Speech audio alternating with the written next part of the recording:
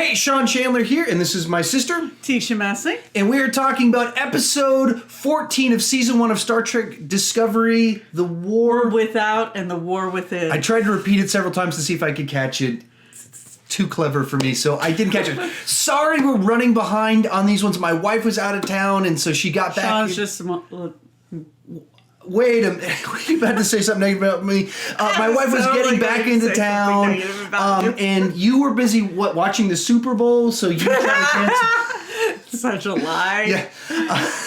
The way I keep up with what happens on the Super Bowl is I watch Facebook updates, and it's really hilarious to see people be like, oh my goodness, that was awesome! What was that ref's call? This Super Bowl was very boring on Facebook. I have to say, there was not a lot of commentary except about a ball. The game was pretty good. High scoring and some interesting catches, some stuff like that you really don't care about at all. But anyway, so we're sorry we're behind on this, but we wanted to get this one up, especially because we're getting towards the end of the season. Things are heating up. We are back from the mirror universe. What were your general impressions? There was a war without and there was a war within. My thought on this one, it feels a lot like what they did with the last 2 episodes, where you had one episode that was exposition heavy, followed by an episode that was action heavy. This episode... You're right, it was. Thank you. A ton of information. Yeah. Yes. We're going to put all of the information for all of these storylines that are about to happen right here. We're going to give you a bunch about Ash. We're going to give you a bunch about Georgiou. We're going to give you a bunch about Sarek. All of these little things we're going to give you a lot about. And then right at the end be like, boom, here you go. Episode done. Yep. Trailer. One more episode to somehow come to a satisfying stopping point for a war that's been going a whole season. The only way I see that working is if they do a time travel reboot of the entire show. Yeah, in which case, yeah. Anyway, so we're getting ahead of ourselves. We'll talk about that at the end of the episode. You had a different, one more general impression of the episode. Something frustrated you, perhaps, in this episode. Oh, only one thing. What is that one thing? Sarek and okay. We'll get to that in just a little bit. Perhaps there's some issues with the canon in regards to Sarek's behavior in this episode. So with that said, we're going to go right into it. What did we like about this episode? Sarek's an interesting character. If he wasn't named Sarek, I would really enjoy him in this show. Yes. Unfortunately, he's named Sarek. Well, Exactly. And one of the things you mentioned as we were watching it, they're more like the Enterprise Vulcans with a little bit more cutthroat. They're the bloodthirstiest Vulcans you've ever seen. It's like we're going back to Enterprise. We're saying they, referring to Sarek. Yeah. He is... Yeah, because we've only really seen one other... Yeah. Yeah, okay. But, so, I mean, the way they're portraying it in the episode is Sarek's planning to do something... Yeah, I mean... brutal. Yeah, they're strongly implying that Sarek is going off to do something that's going to destroy the Klingons, and the only way they can redeem this in terms of who the character of Sarek is if we get a big, huge plot twist that he's not going to destroy everything that they know about the Klingons because there's no way we can do this and even pretend to have anything to do with canon. So the big, huge plot twist that I'm hoping that they do is he's going to come back with a peace treaty in hand. I don't think that's what I don't know how you're going to pull that one off. But in theory, the Sarek character is interesting, well portrayed. Very interesting, adding an interesting dynamic. Yeah. The fun dynamic of watching the two adopted parents interact and be like... Yes, that's probably my favorite thing. Yeah, in both our worlds, one decision has totally changed who she is. That was a very interesting thing. Major props to Tilly in that scene in the mess hall where I was like, there's no way they're really just going to let him just wander randomly through the mess hall. Because, I mean, like, we saw what happened with Burnham in the first episode. She's on Discovery and she's in the mess hall and everyone's looking at her. And then they try to kill her. But in this version, no, they just shun him until Tilly comes and sits with him and is like, hey, you're my best bud. I totally love you. We're learning. Better ways to treat people that are outcast. That's good. Yeah, that was good. You know, she has grown as a character from when she first roomed with Michael. So that was another scene I very much enjoyed as a kind of showing how the crew as a whole has grown. Saru growing in the episode. Yeah, and seeing right out of the gate. Noodles too. Yeah, got his noodles of return. But I mean, right out of the gate at the beginning of it, he walks in, realizes we got a mirror person here, and decisions quick. We can't just let this information get out there. Handles it decisively. Happens later in the episode when the Admiral's like, "Oh, what am I supposed to do? Hard decision." Steps in. Yeah, we saw a lot of growth for him. We also they did a nice bit with him with. When they get to the starbase and you see his noodles coming out and he's like, oh, something bad's about to happen. And we get there and, of course, it's destroyed. And, by the way, spoilers. Yeah. Hopefully people know. Yeah. If they don't know, I'm sorry. We totally, Oops. So, and, you know, the Admiral's just, like, sitting there shell-shocked and doesn't know what to do. And he steps in and is like, okay, get us out of here. Let's do this. And he gets her back in line, which was a nice... character growth moment for him also. It's so weird. It's like a backhanded compliment. As an Elseworld type thing, just it's kind of interesting to see the Federation in this sort of disarray, frustrated, backed into a corner. What are we going to do? But when I phrase it as an Elseworld, that's not the best. We'll get to that in very shortly. Did you have any more positives before we move on to that other side? No.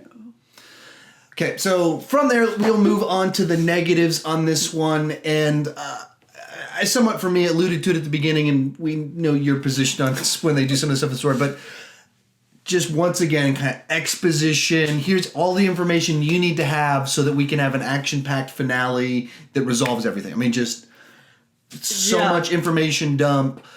Conversations, putting all the pieces, or lining up all the dominoes so we can push them over in the next episode. And many of those involve Sarek mind melding, going to war with people. For some reason, Sarek is leading a military resistance. Like what?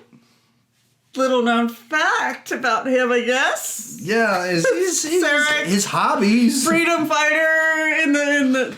Yeah, they never mentioned that in any of the times they talk about his bio in any other Star Trek episode. Yeah, they forget to mention the Sarek freedom fighter phase of his career. Yes, a little bit. And to some of the language used, he beams on board the ship, immediately goes Saru's head, forceful mind meld.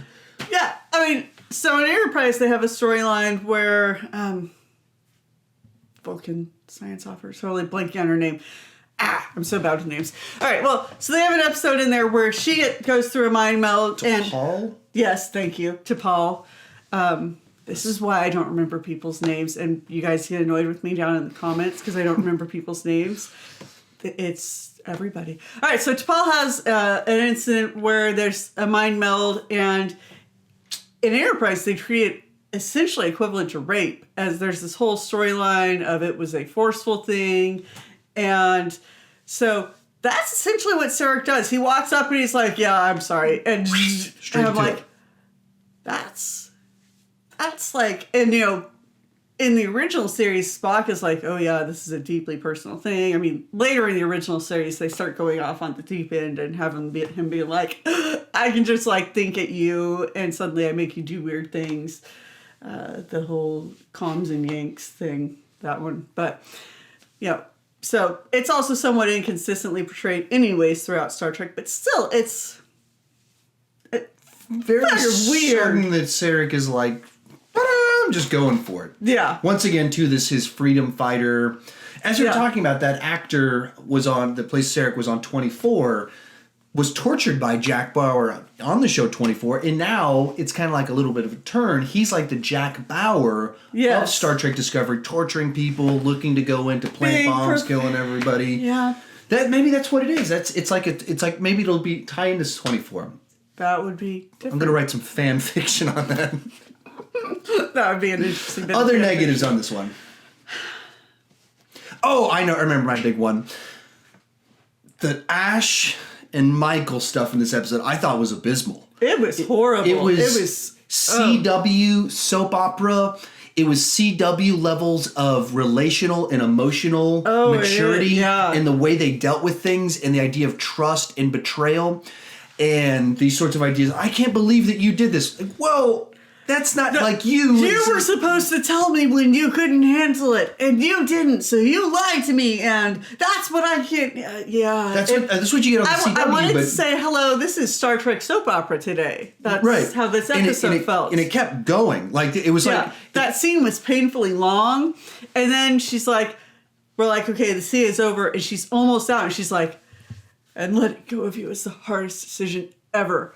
Rip the Band-Aid off, and then I'm going to stab you a couple more times as I walk out the door. And even to the level to which I liked him as a character and their relationship dynamic, I mean, this was just horrible. And it makes him just seem so weak and unlikable. And because he's just so... in the way that he was written in this, but I mean, just the nature... See, that part felt believable to me. It was... believable, but in the context with such... all of it made me... I didn't like either one of them out of it. One of them both of them came off horribly. He came off slightly better to me because he's broken and lost. He's broken and lost, and she's like, really, while you're a broken puppy dog, I'm going to kick you. Yeah. That's how her reaction felt. And there's a side to it to say that like, obviously they shouldn't get back together. Obviously they can't pick up where they were before, but everything she's saying is wrong. It's not the right reasons for any of it. Mm-hmm. And even kind of like... I liked how he called her out. I was like, look, this is you running because you're scared. And that was probably one of the best lines in that entire scene, because it was her running because she was scared, because she had opened herself and she became vulnerable. And then it ended up not going as well as she had hoped. And so she's feeling angry and she's feeling hurt, and she just lashes out at him. And he called her, and I'm not saying they should get back together, but she's kicking a sick puppy. Yeah. It's like he... By any reasonable estimation of what happened with him and for like all that stuff, you can't just point the finger at him and say, you did this and your hands were on my throat. Like I understand if like emotionally you have that pullback, but it's not like he just made a bad choice. He was rewired like yeah. See, and it was never handled right. Okay, I can't handle being with you. I can't talk to you because of all of your things. That's fine. But she attacked him, and that's where she went too far. Yeah, and like in I watch a bunch of the CW superhero shows, and that's the thing that drives me crazy about them is you're watching I can't do Arrow anymore because I was like, oh, it's another not again. So and all of it just reminded me of that stuff. Yes, that crap. It's just like, oh no, yet another one of I can't trust you because you keep secrets. Yes, but I'm keeping secrets too, and my secrets are okay, but yours are. And you were spying on me? How could you spy on me? CW. And now it's on Discovery. Anyway, okay. So, any final ones that come to mind? I guess a final one to talk about. We get their big reveal at the end. Emperor's going to be... Flip Jordan. Yeah, Captain. Dun, dun, dun. Which, several people in the comments section had called it as they were going to do it. And...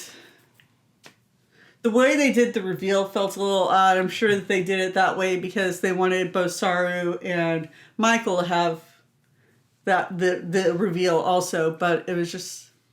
Felt kind of weird. Yeah. It didn't feel right, and then... even just trying to think story-wise, how would this... I don't see how they make this work at all with the rest of the timeline. This is the thing that gets me, because they're like, okay, so the only way we solved it is we atomized the planet. It's just a cloud of black dust now. I'm like, but it's not a cloud of black dust in Next Gen. We've been there several times, a lot. And it's described as an ongoing, I don't. Yeah.